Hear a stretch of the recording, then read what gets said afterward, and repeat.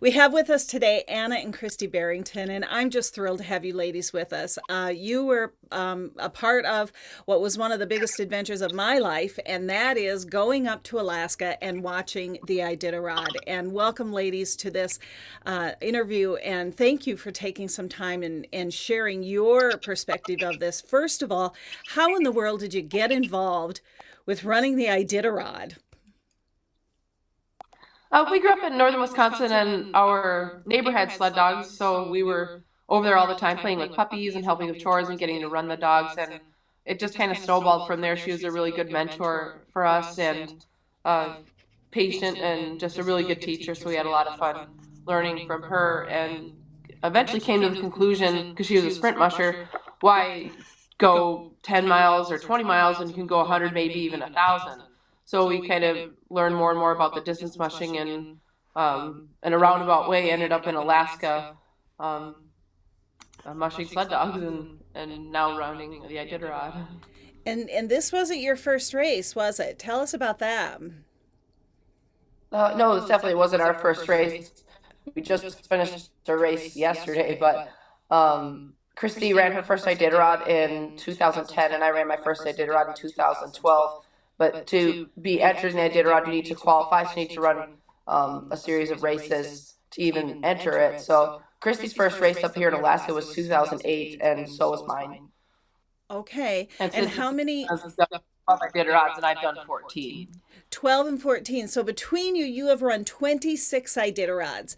For those of the listeners that have not, that know very little about the Iditarod, tell us a little bit about the background of the Iditarod, the history of it. Um, it was a race created to preserve the sled dog, I guess. A lot of people think it was to commemorate the serum run, but that's not entirely true. I think it's just a race that allows you to travel great distances with your sled dogs, and that bond and relationship is a huge part of it. I don't know. Yeah, and at the time when it came about, Joe Rankin Sr. is the one who kind of was the father of Iditarod. A lot of people thought that that traveling 1,000 miles like that by dog team was kind of like, no, you can't, you don't do that. People don't do that. And the fact that they pulled it off that first year, and that the race has survived this long and done so well, is it's incredible. I mean, if old Joe could see it now, he'd probably be like, wow, we actually created something incredible here. Why do you think, why is it important to preserve something like that? Why is it important to preserve that relationship and that use of the sled dogs? Well, I mean, with people, I mean, very primitive to mush dogs, and you're running the dogs, just nothing else matters except for you and the dogs. You don't care about your cell phone, nothing else matters at that time. So then when the snowmobile got invented, it took the place of what a lot of people use sled dogs for trapping, for travel, for mail and things like that. So that by having racing and things, it helped keep dogs doing things and that kind of stuff. Um, and it's a sport. I mean, yeah, just like people play basketball and football and run marathons for basically no good reason, just because it's fun and they enjoy doing it. And I basically, dog mushing falls into that category too. And this isn't the only sport you ladies are involved in, is it? You're runners? No, yeah, we both love running, and Anna does a lot of triathlons too, and I like to cycle a lot. So yeah, we like to stay active and been busy. And is it fair to say, I don't know, when I see you folks, you're all bundled up, and so you look probably, 70 pounds heavier than you really are. So I don't know, but I'm guessing every one of the mushers are fit people. Fair to say? Or maybe Oh, not. You two there's certainly are.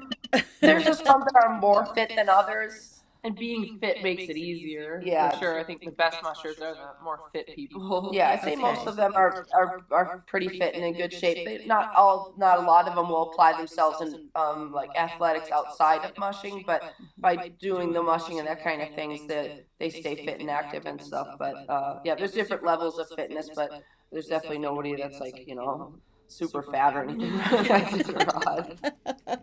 Now, you mentioned the mail, and I understand that there is a list of things that you need to carry with you. And I think one of those is mail. Is that right? Mail of some sort? Tell Yeah, us they about provide that. us with it's like a cachet, and it's fake mail is what it is. So they have a fancy little envelope that they create, and we autograph it, and then they auction it off later. So it's not like you're carrying somebody's important bills or anything like that that have to get to know them. So, yeah, but just I'm to honor the mail system and the trail mail, like a lot of the trails that we travel, that kind of thing. and I'm told that some of that you sometimes get school children involved in that. That sometimes there's school children that can write a letter and they might get a letter mailed back for them with Oh some of the yeah, ushers. we get a lot of, we call them kid letters, letters in the mail from kids in different schools all over the country, and then emails and things also from kids all over the world. And then we're able to, if they give us their address back, we'll write them back. And it's just, they can ask whatever questions they want. They'll draw cute little pictures and that kind of thing. And we're so happy to receive those. We're so happy that teachers are teaching about Iditarod, because some people don't even know what it is or that it's still happening and that kind of thing. So the kids can have that. And we had a teacher that learned about it as a kid, and they saved that letter and became a teacher, and now they teach about it. So it's like, okay, well, that's cool that they can learn about Alaska and this historical mushing thing and everything in the classroom. Yeah, I think I am one of those kids because I emailed you to tell you that I was so impressed with what you folks were doing up there. One of the things that you talked about a little bit was fundraising and sponsors. Why is that so important to a musher today? Doing the fundraising and having sponsors. We don't do a lot of fundraising. It's the only fundraising that we do is we sell some merchandise, t-shirts and sweatshirts and stuff on our website. But we do have sponsors, and uh, it's you ask somebody if they're interested in sponsoring a dog team, and either they are or they aren't. We're really fortunate to have a few sponsors that have been very loyal to us and been with us for many, many years. And without them, we couldn't put two teams in the race, that's for sure. Yeah, it's hard to maintain a job in the winter time if you don't have a bunch of help. And usually people who help want money because they're helping you, because you're putting them to work. They're called handlers, the people that will either help you train or do the work around here. We don't have any of that. With just me and Kristy, and then Kristy's husband that helps out sometimes. So we're the ones that are doing all the chores, the feeding, the cleaning, the running, and the training, and the meat cutting, and the race packing, all that kind of stuff. And a lot of people get really eager about wanting to help, and so we'll have them. Okay, you can roll these dog booties for us, or there's somebody might be like, oh, I'll bake you guys some cookies or something.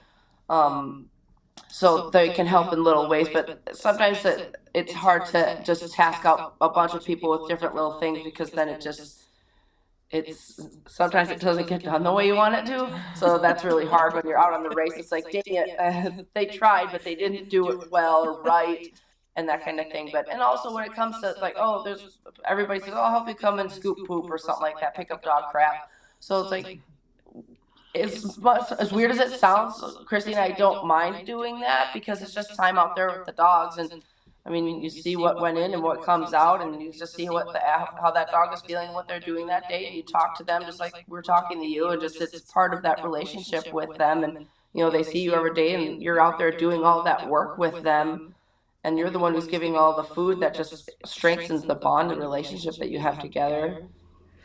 Let's talk about that, because one of the things that I think is important, whether you're working with the dogs or whether you're working with people, is communication and having that relationship. What are some of the things that you do when you're working with the dogs? What are some techniques that you use? What are some things that you use to create a relationship with those dogs? Can you give us some examples of some things that you do? I think just the time that you spend with them, the more time you can spend with them, the better you know them and the better they know you. And you can pick up on subtle little ways they're communicating with you, because obviously they're not going to tell you how they're feeling. So you have to know normal to know abnormal. So being with them all the time, you can see if something is a little off or not quite right. And also, I think uh, it's odd to say, but eye contact, even though we're behind the dogs and we don't get to see their faces when we're running them. It's it's that time that you're not on the sled that you put into them. I think is when you can find a lot of your answers on how they're feeling. Yeah, and that relationship starts when they're puppies. We're lucky enough we've raised some pups, and that feeling them, touching their feet and holding them, and taking them out and walking them, and just that develops a relationship and a trust. So then when they grow up and get older, there's just that already that relationship that you have together. And we'll take dogs on free walks through the woods and things, and also too we'll do some bike touring or ski touring and things here and there. And just the more things that you can do with them, they're better. But it's like you just that time you spend with them, you can make the most out of it. Like Kristy said, just watching them. Each dog moves a certain way. Not every dog trots the exact same way or lopes the same way. So you always know what their normal is. So if for some reason they're just not moving like they always do, then they're trying to tell you something. It can be super subtle that if you're not with them a lot and not noticing that, then something that you could have fixed easy early is not going to get fixed quick and then develops into a problem. I think it's so interesting. I coach people and you coach dogs. But as I listen to you talk about it, I think you could have said that about people. Everything you just said, you could have said about people, that it's about spending time with them. And it's about noticing that something's just a little off, and it's noticing little subtle differences, and that it starts, you have to develop the relationship, and it's the eye contact, and it's the spending time, and it's the focusing on them, and it's the little things that you do with them together. Just every single thing that you just said, it's the same thing about people. And it was one of the things that I was so impressed with as I watched. We watched not only the ceremonial takeoff, but we went out to Willow and we watched the takeoff, and we watched further down the trail. We walked around the lake where, you sort of take off, but then we went further down the trail and watched you folks. And then we flew out to Rainy Pass. And Wow. it was really an adventure for us. We had just an amazing time. And at the Rainy Pass checkpoint we watched the interaction with you and the dogs at all 3 points. And it was one of the things that I was so amazed at, is that every one of the mushers just loves those dogs up. It's not just stop and, put the straw down and the dogs lie down. That's not at all what happened. It was every single musher spent time with every one of those dogs. You talk to the dogs, and you mess with the dogs, and you ruffle them up, and you touch them, and every single one of them. And I was just so impressed, like I told my brother, like a kindergarten teacher, go into every single one of those kids. You're not just, okay, guys, let's go. And someone told me that you don't have reins, that you control the team only with your words. Is that right? Yep, that's right. So it's all voice command. So if you want to turn right, you say G. If you want to turn left, you say ha. And sometimes there's little variations on if you want to go straight, we just say straight ahead. Some people say on by. And then if you want them to line out in front of the team, some people say line out or something like that. So it's all just communicating with them. And we have taken people on rides before and you say G. And you don't yell and scream G if they're like, wow, you said it so quiet, and they heard you and they did it. And I was like, yeah, I'm not yelling at them like a drill sergeant to do something. We're in a way asking them, will you turn right for me? And they do it. So it's just the wonderful communication you have with them. And not all of them know the commands. Some of them just don't pick up on it.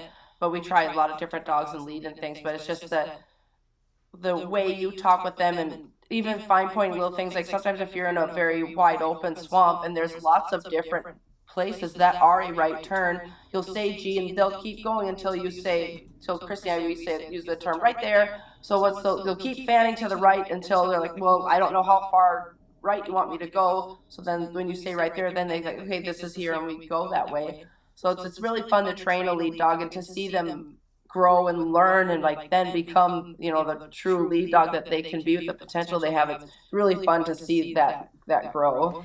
And the time that we spend with them, they learn that you're never going to ask me anything that I can't do. So even if you're in a storm or you're on a really long run or the trail's really like icy and they have or whatever, that they know that okay, we've done this, you've never failed me, we can do this, and they'll stay on track. So I think that trust and respect is really important in that relationship, and that is made through putting yourself in uncomfortable situations but not dangerous situations.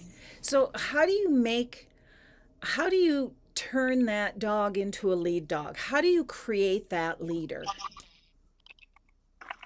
Just it takes time. We'll usually take a younger dog that hasn't run and lead ever and put them with one that is a very good, experienced lead dog, so then they can feel the proper response when you give a command. So you say ha, then the lead dog that knows what that means will pull the other in the proper direction, and it just takes a lot of just repetition and just being consistent. So that's kind of Yeah, and there's different types of lead dogs. You have what we would call our command leaders, a dog that's really sharp with G and Ha. And then we have like your leaders that might be really good at breaking trail. They set a good pace. They have no problem stepping through deep snow. We have other leaders that we call our unguided missiles that you can't steer. They don't pay attention to what G and Ha. They hear you, but they don't associate that with the left or a right turn. So they set a good pace. They're fast. And they go forward, but they might not know, and that's which way to go. And that's why we run two dogs together a lot, is because they rely on each other and they work together to carry the team in the right direction. Yeah, they're co-pilots. And then Again, just dogs right behind. just everything you say, you could be talking about people, couldn't you? They all have different roles, and some you can't tell them anything. They're just run in every direction, and some are just leaders, and you put them with them. Just there's just so much. There's so much there. Tell me about the job you do, because you talked about how you couldn't do this as necessarily a job. So you both have jobs, and I understand that you both work in construction. So tell me a little bit about your construction businesses, what you do in the construction field. Well, as much as we do a lot of seasonal work, Landscaping. and we've done. Oh, what's that? You do some landscaping, some carpentry, is that right? Building? Yeah. Yeah, we do a lot of seasonal work that allows us to take the winters off. So, carpentry, commercial fishing, landscaping, those are our primarily three jobs that we've had since we've been dog mushing. And as of right now, that is landscaping that we do all summer. Well, actually, it starts springtime and then runs all the way through late autumn. Is it getting to be springtime finally? Oh, we got a lot of snow last year, so it's going to be a while for it all to melt away. But the company that we work with, they have yard, like a land construction, like it's installing lawns and putting in driveways and foundations and things like that. And then the other side of it is just like lawn maintenance things. So we kind of just help with like yard cleanups in the spring. As the snow might be a little bit melted in Palmer, so we'll go over there and do some jobs. And then it's melted some more in Wasilla, we'll go over there and do some jobs. And then once the road restrictions for weight gets lifted off the roads, that's when like the dirt work starts. So that's when our truck driver can start hauling and can move equipment, and we can start doing the land construction part. And then the last step is the hydro seeding. Okay. When construction is typically a male-dominated field, and I know, and you heard me say it, and I know you've heard lots of people say it, Alaska, men are men and women are in the Iditarod. And I was told that the Iditarod is one of the only major sports out there where there is no men's division and women's division. You folks compete even Steven all the way. But in construction, it is a male-dominated field. How do you navigate in a male-dominated field as two women? For some reason, Kristy, I've always been doing a lot of male dominated jobs. And I think it helps. I think that there's two of us that we work together. We'll outwork any two guys. It's like we just work really hard and we work well together. So then it's like, it's not, okay, I'm not the only woman here. I got Kristy and that kind of thing. So that helps. But there was a time when I kind of stuck with the fishing and Kristy went to do construction and she was the only female on the crew. But I mean, she just worked so hard that it didn't really nobody saw that there was any difference in a male or a woman being on the crew.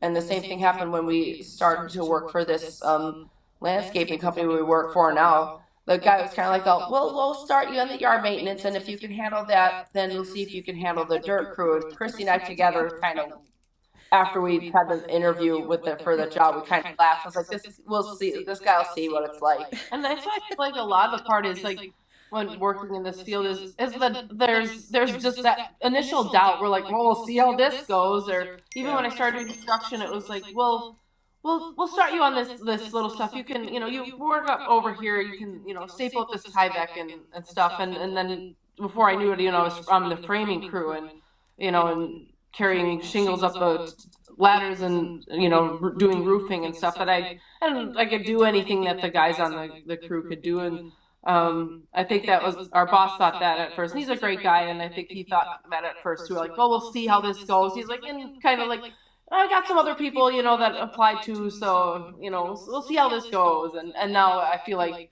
every year he's like begging to make sure we come back. Yeah, I think Kristy totally hit the nail on the head when she said it's kind of like, well, you got to prove it. I know everybody has to prove that they're worthy of the job, but I think that because we are women in a men's dominated profession, that it was like, well, you're already a woman, so that's kind of like, but I think that through the hard work and demonstration of skills that we were able to keep any of those jobs that we wanted to. And that's a beautiful thing with the mushing sport. It's an even playing field for everybody. And Kristy does ultra running, and in that sport as well, it doesn't matter man or woman. That's whoever runs the furthest, fastest, or whatever wins. So she's used to competing in that way too. And we get that question with the dogs. People ask us, well, which ones are better, the male dogs or the female dogs? And we're like, the dogs are just like people. You might have a guy that works really hard and then a gal that doesn't want to work as hard, or it's the complete opposite. This woman is intelligent, she's smart, she's fast, and we're gonna put her here. So I think that with the dogs, it's the same way. It just all depends on their appetite and attitude for wanting to have a drive and to race and run. So like Anna and I always like to we had some kids over here from France, foreign exchange students, and we had in the lead position Rizzo, which is a small female dog. She barely makes 50 pounds, next to our other one of our other leaders, who's a 75-pound male dog. And of course he looks like, oh yeah, that's the lead dog right there, just dragging the other one around. It's like, oh no, far from it. Rizzo he's one of the best lead dogs we have ever had, and she's just doesn't quite look like she would play that part, but she's incredible. Did you find on the trail that you relied on one another as well, or are you competitive on the trail? No, we feel like we work as a team, because I care about Kristy's dog team as much as I care about mine, because this whole group of dogs that we have, we both raise and train and work together with. So I'm just as interested in she and her team as I am in mine. And it's really fun to be able to run together out there. And we try to be as competitive as we can while trying to have two dog teams come out of the small kennel that we have. It's hard because you have these other kennels that have like 90 dogs, and then one person gets to have the top 14. And like, okay, wow, Kristy and I have 40 dogs, and we need two 14-dog teams. So it's difficult that way, but then we can work together out on the trail and have fun together. And we try to be competitive with the whole field. And when it comes down to us being competitive against each other, we know when we get to the finish line which team's going to cross first. We don't even have to talk about it. And it doesn't matter. Yeah. At that point, people have asked us that too. What if it came down to first and second place? Would you just race to the end? And we're like, no, I think like Anna said, it would be the sum of everything that happened leading up to there, who we feel deserves to cross the finish line first. So we're not competitive with each other. I feel like. Yeah. Did you strategize before you crossed the finish line this year? Like, did you say, okay, you go and I'll come in 2 minutes later? Because it wasn't a very big split today or this year. Just a couple of minutes, Um, wasn't it? Oh, barely that. yeah, Like 20 seconds. yeah, Yeah, something just like a that. little bit. No, we didn't need to talk about it. Like Kristy said, we just knew through the things we went through on the trail, which team should, just cross first. And it doesn't really matter to us as, yeah, the record books say this and all that kind of thing. But to us, we know that as a group, we made it. And it's just one name is just listed in front of the other one. That doesn't really matter to us.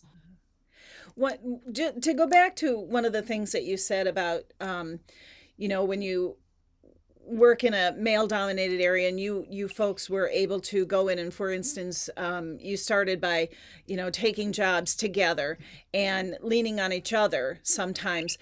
Do you have other women that you can lean on in a work environment? Do you have other women leaders that you work within or that you network with, or is that not a consideration for you? In mushing it is, I think we looked up a lot to Dee Dee Johnrow and Allie Zirkle and Jessie Royer who raced this year, as women mushers, and just really appreciate how far the sport has come, because I think that the women who paved the way in mushing had way more encounters with women being the weaker ones than we ever had to. And probably, yeah, I'm guessing it was way harder for them than it is for us now. So we really appreciate everything that they stayed strong through to make it so we can have such a peaceful time out there. Yeah, from with the construction jobs that we have, there's really never been another woman on the crew that we've worked with. No, I mean, in the commercial fishing, there was once in a while a woman that would be there, but usually it was just me. But I hope for them, I hope that made them feel accepted and okay, that it's okay if you're a woman here. But otherwise, when we were building houses and things like that, there were no other females. And in the landscaping that we do now, it's just a little skeleton crew, and it's all guys except for Kristy and I. What do you think? I'm glad to hear that, because you hear horror stories about, I'm going to say, generations gone, the older generations, women in the older generations that are working in the male dominated industries, and that they did have to break trails for, you're much younger than I am, but they had to break trails for women like me, and certainly for women like you, to get into those positions so that you could be a part of a construction group, so that you could be the women on the Iditarod trail that went through things that you don't have to go through. And so I'm glad that you're not going through, and I think there is a lot more diversity, and maybe in the Iditarod, but certainly in construction and fishing and in agriculture and a lot of the male dominated industries, even computers and app development, all of those male dominated industries.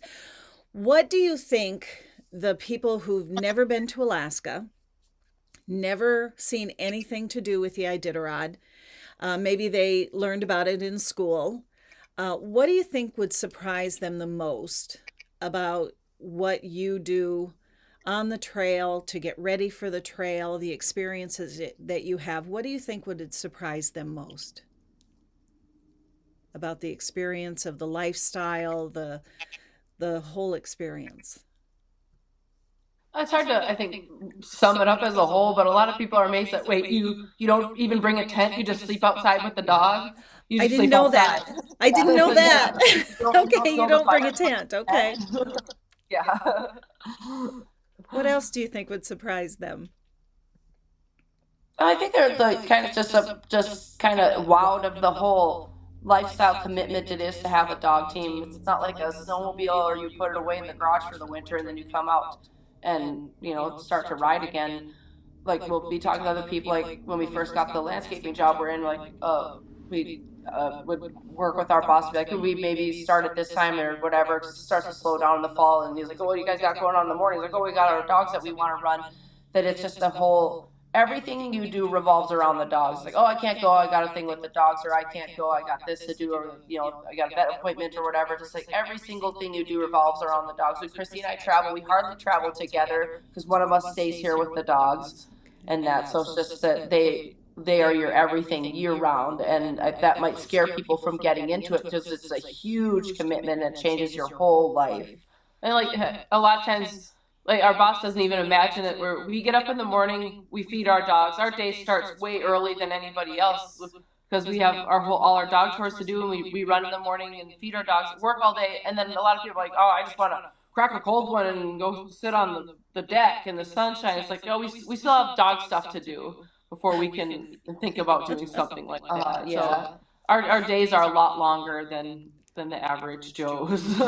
I'm also going to ask you what your favorite things are about, what is your favorite thing about the lifestyle. And while you do that, I'm just going to put up some pictures that I have of the two of you. So tell some little girls that might want to do this someday. Tell us what your favorite things are about this lifestyle and having the flexibility of the kind of work you do and working with these dogs and taking this incredible adventure, the last great race in just some of the most beautiful country out there. Just tell us a little bit about that. There are so many beautiful things about this sport and what we do. And we grew up on a small farm, so we've always had to put something else first. It's always taking care of animals first. And we love animals and couldn't imagine my life without having dogs in our lives. So that's always that first. And that relationship that you develop with them is just, it's so strong because you're out there surviving together and traveling. Yeah, I agree with that. It's the relationships that you build with these dogs and the memories that you build with them. It's amazing. Yeah, and then even though Kristy's done Iditarod 14 times and I've done it 12 times, it's never the same any year you do it. The weather can make it horribly nasty. The trail conditions can make it harder than you ever thought of. And then there's other just outside things that go into it, whether it's like sometimes the dog might get sick. You might have to return a few dogs early, so you have a smaller team. So it's just a lot of things emotionally that you're working with. So it's never the same. That race is never the same. What do you think? Not you personally, but the race has lost some big sponsors in the last couple of years. What do you think can be done to reignite sponsorships of the race as a whole? Because I know it's affected by a variety of things, but is there anything that can be done to reignite that kind of sponsorship, that kind of corporate sponsorship? I think we need to get Alaska interested in it again. We have to have our family, which is the Alaskan people, backing the sport and supporting it that way. I mean, I felt awful one day. I went into a hardware store, and I bought a big stack of sandbags, and these empty sandbags are what we put all our meat in that we send out. And they're like, in the winter time, the clerk had asked, like, what are these for? And I said, for food drops for Iditarod. And they're like, what's Iditarod? And I'm like, I was just totally puzzled, and that they had no idea what it was. And I thought that we need to have more support from Alaska before we can try to create this Iditarod nation and try to get so many people from the outside. I think we just need to have a better inner circle. Yeah, because the part of our inner circle is just Alaska. It's the villages, it's the people, it's that historic connection throughout the entire state that it should be a huge focus on. Of the natives, and we're going to their place, their homes, and they welcome us here. Just that it's that full spectrum that needs to be honored, and not just people running dogs across the state. And Alaska doesn't have any of their own professional sports teams. The Iditarod is the closest thing to a Super Bowl that you can go to and cheer on. So we don't have a hockey team, football team, baseball teams and stuff. So already Alaska feels like this outsider because the lower 48's got everything else, and you want to go see any of that, you got to go down there. And just like, if we could just have more of a supporting our sport, as our state sport is dog mushing. So I think that we just need more interest in, and that's the other thing with all those kidlers that we get. I think 90% of them come from the outside. They come from outside of Alaska. Yeah, we've gone to schools locally. We've brought a couple of dogs and talked to kids here and there, and not as many as it feels like we could be doing. And then also just on a smaller scale, because we need sponsors to do what we do. We've had some sponsors come and go. Like we had a really great sponsor. It's a friend of ours who has a physical therapy business, and he sponsored us for many years. And he said, "I'm sorry, I can't sponsor you guys this year. We had to build, add additions to the clinic, and they said we're kind of not doing as well this year." Totally understand. Everybody has their ups and downs, but I mean, but you're always welcome to the kennel and that kind of thing. That's all good. And just like with Iditarod, they've had people come and go. That's gonna happen. But I think like what Kristy said, it just needs to be to Alaska, and then Alaska can win over everybody else. You said it's you've got the Super Bowl and you've got national teams in so many of the other areas of the lower 48.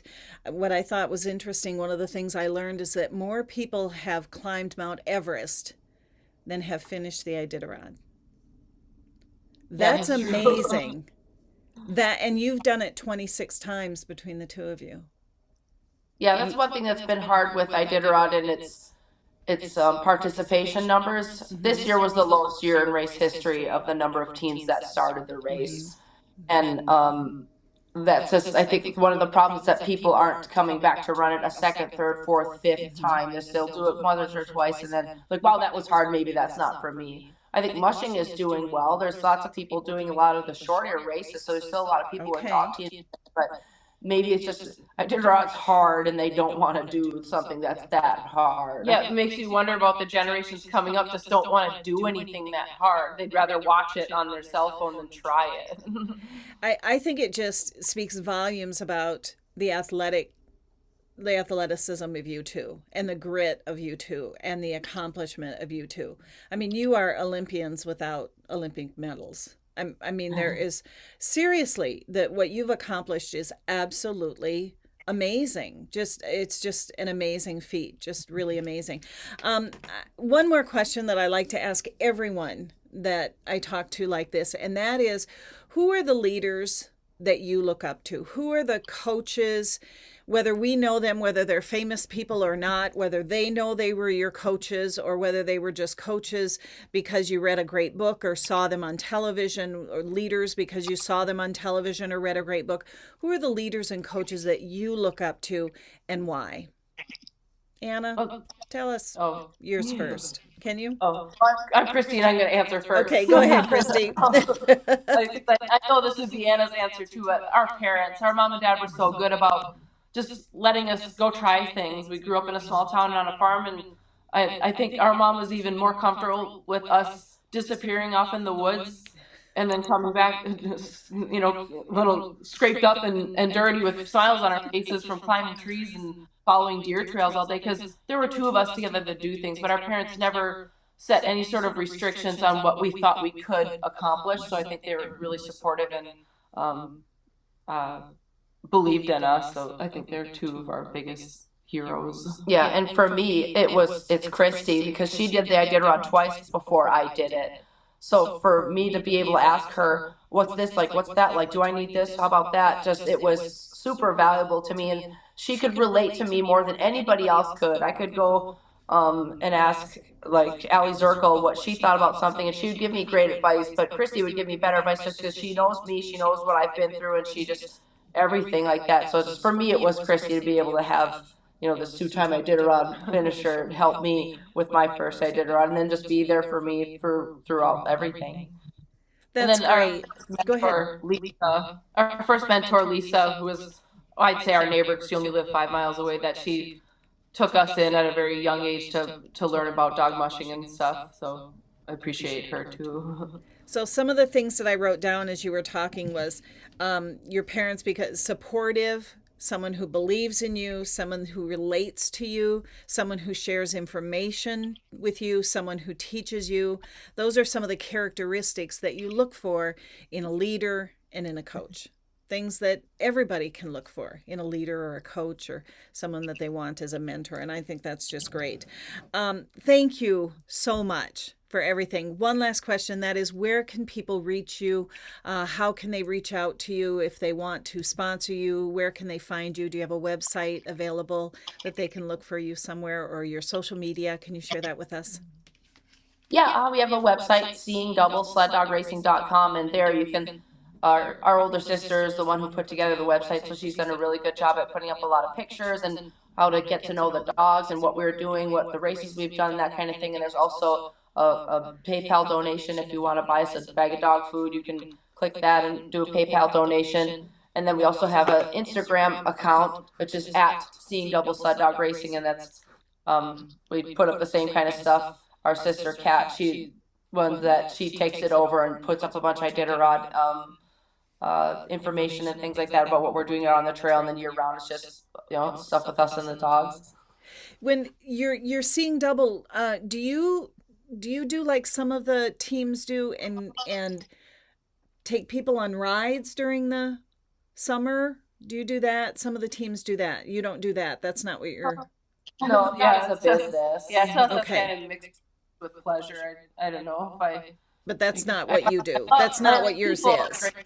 Yeah, and we have done it Okay. here and there. Like we just had the group of foreign exchange kids out here to see the dogs and that kind of thing. We do it here and there, but it's not like we don't have insurance and all that kind of stuff. No, but that's so not the type of business it is. It's just the business is your Iditarod business, right? Okay. Okay, I just wanted to clarify that. Okay, I just really appreciate you being here. You've shared some really good information. I'm excited to share this with people about leadership, management. I love hearing how you sort of balance that life of the flexibility of the work that you do in construction, landscaping, and still do this. Love learning about the relationship that you have with the dogs, and I'm really fascinated with listening to you talk about the dogs the way I talk about people, and working with them with the communicating and teaching them to be leaders. And congratulations on just what had to have been a really long and tough, but it sounds like really fulfilling and rewarding week for you. And then you turned around and did it all over again on a little shorter race, I understand. Yeah. We're gonna run on the snow while we can, and then we'll start playing on the dirt with the dogs. So yeah, it's been really awesome. Well, we will put your contact information, your Instagram, and your website information in the show notes here so people know how to reach you. And best of luck to you. And if there's anything that we can do for you, all you have to do is ask, okay? Thank you. Thanks for visiting with us. We really appreciate it. Yep. Have a great day. Bye.